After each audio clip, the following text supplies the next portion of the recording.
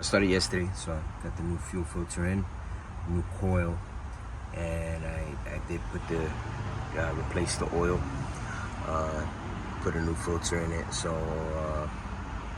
up next is I'm gonna do the plugs. Part looks like there's a little carbon buildup on the tip. That could be from lack of maintenance, the type of gas I'm running in Costa Rica.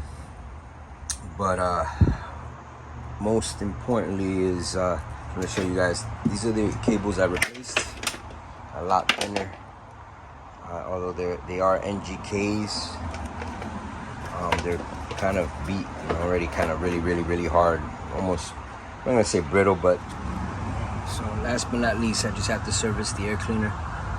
Alright, so I'm looking at this air cleaner. Right off the back, the boot is damaged. So this thing is just sucking in air from the atmosphere. It also needs all of the different clips. So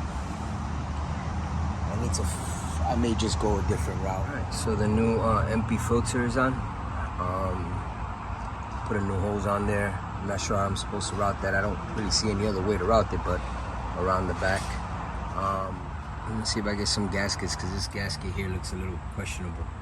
So let's see, we got this finally arrived. This is the adapter plate there. And those gaskets were about like $6 or $7, something like that.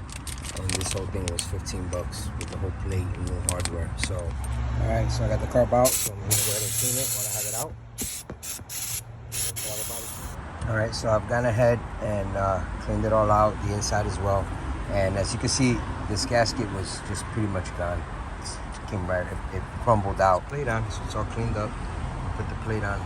Make sure that this groove, this slant goes that way, towards the right of towards the alternator. All right, so here we go.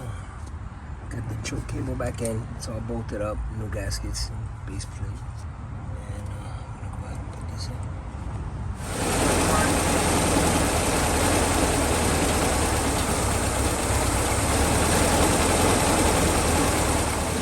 Here we go.